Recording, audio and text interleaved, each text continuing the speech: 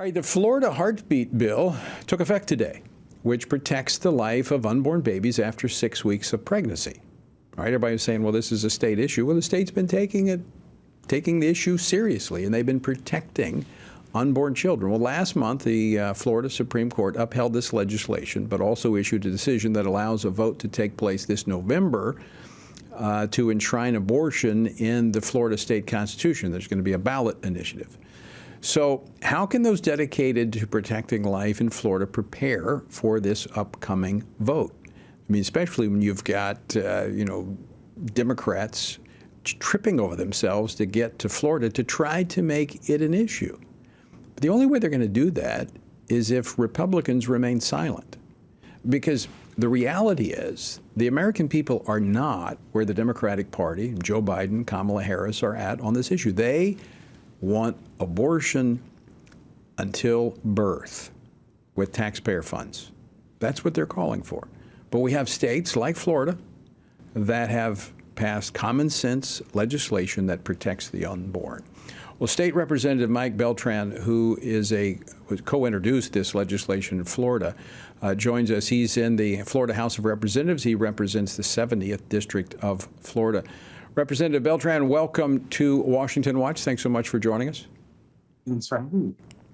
So the bill's getting a lot more attention now, post-Roe, as the Democrats are trying to somehow paint Florida as extreme.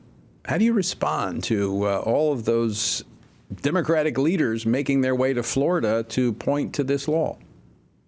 I think it's absurd. For a long time, Florida had the most lenient abortion laws in the entire South, and only now have we finally closed that gap, and we're in line with South Carolina and Georgia, and we're still more lenient than much of the rest of the Deep and the Mid-South and parts of the Midwest. So Florida is well in line with the rest of the region of the country, of which we're a part.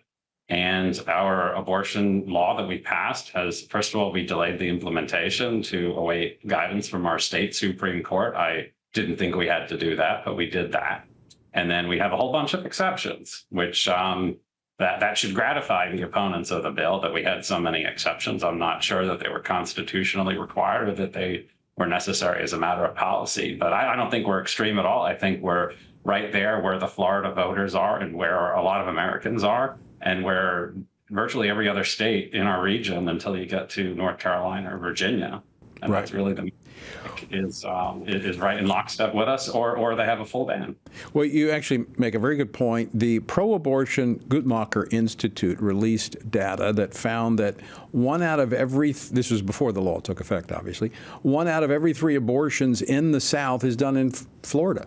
And 1 in 12 across the United States occurred in Florida. So there was a lot of abortions taking place in Florida because it had, as you said, very liberal laws when it came to that. But now you have laws that are more in line with the people. Now, I'll have to ask you this, Representative Beltran. When you've got, people on both sides of the issue, I still believe that there is a federal role as it pertains to the protecting of human life, but you have some saying, well, this is a state issue. Well, the state's acted. Should they not respect what the state of Florida has done? Well, it's exactly what the Supreme Court said in Dobbs. They said they're returning the issue to the states, and lo and behold, Florida passed additional abortion restrictions.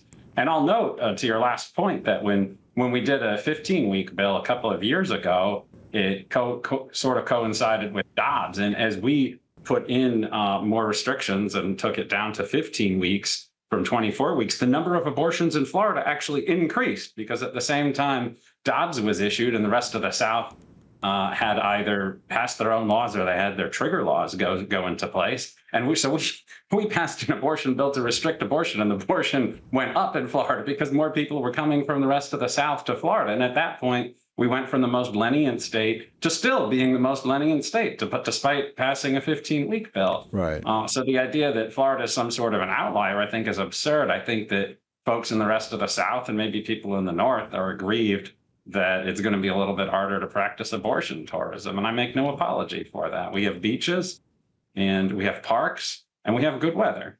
Abortion is not part of what we're marketing for tourism to the rest of the country. Well, and I'm glad to hear that. Let me ask you this question, Representative Beltran. This fall, November, the pro-abortion crowd has put onto the ballot an initiative which would enshrine abortion into the Constitution at the point of viability. How does that stand, and what do pro-life voters in Florida need to be doing? Well, we need to be getting the message out that the approval of that ballot in terms of the form of the language and the adequacy of the disclosure was issued on April 1st, which was the same day that the court said that, lo and behold, our state constitution, which basically tracks the federal constitution and does not create some additional protection or right to do these abortions in Florida, it was issued on the same day. And the court said, look, we're going to let you bring this issue to the people. And now the pro-choice folks are going to have to go out and get 60%. And it's our mission to stop them from getting 60%. People need to understand just how extravagant this proposed constitutional amendment is. It gets rid, up until viability, of all restrictions on abortion. You're going to get rid of mandatory ultrasounds. You're going to get rid of waiting periods. They're going to get rid of health and safety regulations. You're going to get rid of informed consent laws. Even parental consent is going to go out the window. They have a carve out for notification. So the law is going to be that they're telling parents rather than asking parents if their minor daughters can get an abortion. They're going to throw out an entire chapter of Florida statutes. And the Florida Supreme Court justice, who was on the side that said this could go onto the ballot, he called it a wolf. He said, this is a wolf, but it's adequately disclosed. I'm going to let it on the ballot, but I don't think it's good policy. The people are going to vote. So it's by no means an imprimatur from the Supreme Court that this is good policy. And we need to get the word out. It's not a moderate thing. It's not just targeted at our heartbeat bill or even the 15-week bill. It just completely gets rid of all our rights. It is reflective of the Democrats on this issue. It is extreme. And you're right. We got to get the word out. Representative Beltran, great to talk with you. Thanks so much for joining us today. And again, job well done. Thanks for having me. I appreciate it.